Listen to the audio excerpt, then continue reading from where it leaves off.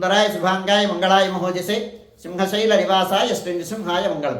శ్రీ శ్రీ శ్రీ వరాహలక్ష్మీ నృసింహస్వామి వారి సన్నిధానంలో పుష్యశుద్ధ ఏకాదశి శుక్రవారం కృత్తికా నక్షత్రం జనవరి 10వ తారీఖు. ఇవాళ వైకుంఠ ఏకాదశి. వైకుంఠ ఏకాదశి ఉత్తర ద్వార దర్శనాన్ని పురస్కరించుకొని రాత్రి 1 గంటకి సుప్రభాతం. 1 గంట నుంచి సుప్రభాతం అయిన తర్వాత 1 గంట నుంచి 1 గంటన్నర వరకు సుప్రభాతం అయిన తర్వాత ప్రాతరారాధనంలో భాగంగా నిత్యవేద పారాయణం ఉపనిషత్ పారాయణం అయిన తర్వాత ధూపసేవ సమయంలో చతుర్వేద పారాయణం శ్రీరామాయణం భారతం భాగవతం విష్ణు పురాణం క్షేత్ర మహాత్మ్యం వరాహపురాణం శ్రీభాష్యం మొదలైన గ్రంథాలన్నీ పారాయణం చేయడానికి ఉపక్రమిస్తారు. అనంతరం బాలభోగ నివేదనంతో సమాంతరంగా తిరుప్పావై సేవాకాలం, దీనితో సమాంతరంగా నిత్యహోమం బలిహరణం అయిన తర్వాత మంగళాశాస్త్రం చాతుమరగోష్ఠి తీర్థ వినియోగం అయిన తర్వాత చుట్టు సన్నిధులలో సింహవల్లి తాయారి సన్నిధిలోనూ లక్ష్మీనారాయణ స్వామి వారి సన్నిధిలోనూ మంగళాశాస్త్రం పూర్తి చేసుకున్న తర్వాత అమ్మవారి సేవ పూర్తయిన తర్వాత అమ్మవారు ఆండాళ్ సన్నిధికి వేయించేసిన తర్వాత ఆండాళ్ సన్నిధిలో విశేష ఆరాధనం నివేదనం శవకాలం చాతుమరగోష్ఠి తీర్థ వినియోగం అయిన తర్వాత ఆనాటి పాసుల విశేష వ్యాఖ్యానం విశేషం విన్నపం అయిన తర్వాత అమ్మవారు ప్రధానాలయంలోకి వేయించేసిన తర్వాత వైలారగింపు ముద్గానం నివేదనం అయిన తర్వాత ఆళ్వార్ సన్నిధిలో విశేష ఆరాధనం నివేదనం శవకాలం చాతుమరగోష్ఠి తీర్థ వినియోగం అయిన తర్వాత రాజభోగ నివేదనమై చుట్టు సన్నిధుల్లో నివేదనం పూర్తయిన తర్వాత మంగళ నీరాజనం అయిన తర్వాత ఈనాడు నుంచి ధారోత్సవాలు ఆరంభం. అమ్మవారు ధారకు బయలుదేరుతారు. తీరాటోత్సవం అంటాం. ఆండాళమ్మవారు బేడ ప్రదక్షిణ పూర్వకంగా ధారకు వేయించేస్తారు. ధారకి అమ్మవారు వేయించేసిన తర్వాత లక్ష్మీనారాయణ స్వామి వారు వ్రతమండపానికి వేయించేసిన తర్వాత గోవిందరాజస్వామి వారు ఉభయదేవేరులతో కూడి బంగారు తొడిక్కినిపై అయ్యవారి సేవ బేడ తిరువిధి మహోత్సవం ఆరంభమవుతుంది. సుమారు 3:30 గంటల ప్రాంతంలో ఈ తిరువిధి మహోత్సవం ప్రారంభమవుతుంది. 3:30 గంటల నుంచి 4:15 గంటల వరకు తిరువిధి పూర్తి చేసుకొని ఆస్థాన మండపంలోకి వేయించేసిన తర్వాత ధూపాల పరిమళాలతో దీపాల వెలుగులతో స్వామివారు ఉత్తర ద్వారం అంటే ఆలయ గోపుర ఉత్తర ద్వార మంటపంలోకి వేయించేస్తారు. వేయించేసిన తర్వాత అక్కడ మంగళ నీరాజనం ఉపచార సమర్పణం అయిన తర్వాత ఆనువంశిక ధర్మకర్తలు వారు రాజావారి యొక్క దర్శనం అవుతుంది.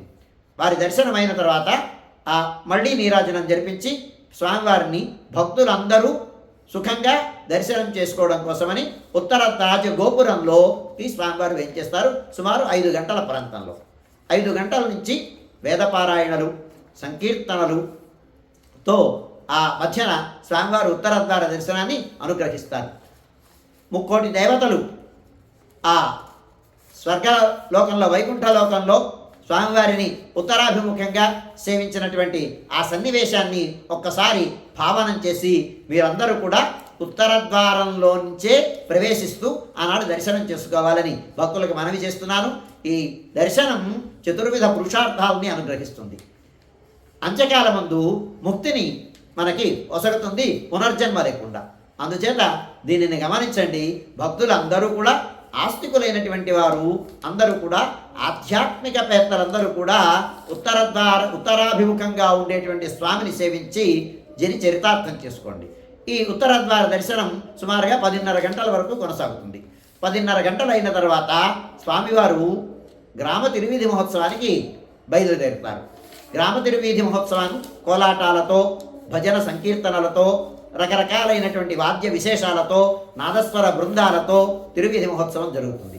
ఆ తిరువీధి మహోత్సవం పూర్తయిన తర్వాత గంగధార నుంచి ఆండాళమ్మవారు ఇక్కడ బయలుదేరి మళ్ళీ స్వామివారితో కలిసి చేరుతారు. స్వామివారితో కూడి ఆలయం లోపలికి ఉత్తర రాజగోపురం ద్వారా ఆ ఆస్థాన మండపంలోకి వేంచేసిన తర్వాత కుంభారతి అయిన తర్వాత ఆళ్వారికి శ్రీశటారి సమర్పణం అయిన తర్వాత ఏకాంత సేవా ప్రదక్షిణ పూర్వకంగా బేడా ప్రదక్షిణ పూర్వకంగా ప్రధానాలయంలోకి వేంచేస్తారు. ఈ కార్యక్రమం అంతా సుమారు 1 గంట ప్రాంతంలో జరుగుతుంది. స్వామివారు 1 గంట ప్రాంతంలో ప్రధానాలయంలోకి వేంచేసిన తర్వాత 1 గంట నుంచి 3 గంటల వరకు భక్తుల యొక్క దర్శనములు నిలుపుదల చేయడం జరుగుతుంది. స్వామివారికి మహానివేదనం విశేష నివేదనం అయిన తర్వాత అలంకార విసర్జనం అయిన తర్వాత మధ్యాహ్న విరామం అయిన తర్వాత సుమారు 3-3:30 గంటల ప్రాంతంలో మధ్యాహ్న విరామం అయిన తర్వాత భక్తుల యొక్క దర్శనములు కొనసాగుతాయి. 3:30 గంటల నుంచి 6 గంటల వరకు 7 గంటల వరకు భక్తుల యొక్క దర్శనములు కొనసాగుతాయి. 7 గంటల నుంచి ఈనాటి నుంచి రాపత్తు విశేషం. ఆ రాపత్తు విశేషం సందర్భంగా 7 గంటల వరకు మాత్రమే భక్తులకి దర్శనములు లభిస్తాయి. సాయంకాలం 5 గంటలకు రాపత్తు ప్రయుక్తంగా గ్రామ తిరువిధి మహోత్సవం ఉంటుంది. స్వామివారు ఉభయదేవేరులతో ఆళ్వార్లతో కూడి తిరువిధిని అనుగ్రహిస్తారు. స్వామివారి లోపలికి వేయించేసిన తర్వాత ఆ ఏకాంత కుంభహారతి, శ్రీశైలానికి సమర్పణం, ఏకాంత సేవా ప్రదక్షిణ పూర్వకంగా ఆస్థానంలోకి వేయించేస్తారు. 7 గంటలకు భక్తుల యొక్క దర్శనం నిలువలు చేసి విశేష ఆరాధన, రాత్రి ఆరాధన జరిపించి ధూపాంతం అయిన తర్వాత ఆస్థాన మంటపంలో విశేష ఆరాధన, శంగోళం విన్నపం ఉంటుంది. శంగోళం విన్నపం అంటే ఈనాటి నుంచి వేదములు, చతుర్వేదములు, ఇతిహాసములు, పురాణములు, దివ్య ప్రబంధ సేవాకాలం ఆవృత్తి చేస్తారనమాట. పూర్తి చేస్తారు 10 రోజుల్లో. ఏనాటి పారాయణం యొక్క తరువాయి స్వామివారి సన్నిధిలో దర్బారు సేవగా విన్నపం చేయడం జరుగుతుంది. వేదములు, ఇతిహాసములు, పురాణములు, స్తోత్రములు మొత్తం అన్నీ ఇవి అయిన తర్వాత నివేదనం, తిరువావిడి సేవాకాలం అయిన తర్వాత చుట్టూ సన్నిధుల్లో నివేదనం పూర్తి చేసుకున్న తర్వాత మంగళాశాసనం జరుగుతుంది. మంగళాశాసనం అయిన తర్వాత శాత్వర గోష్ఠి, శాత్వర గోష్ఠి అయిన తర్వాత తీర్థ వినియోగం, ప్రసాద వినియోగం అయిన తర్వాత స్వామివారు ప్రధాన ఆలయంలోకి వేయించేసిన తర్వాత ఏకాంత సేవ అయిన తర్వాత కవాట వందనంతో ఈనాటి కార్యక్రమం సుసంపన్నమవుతుంది.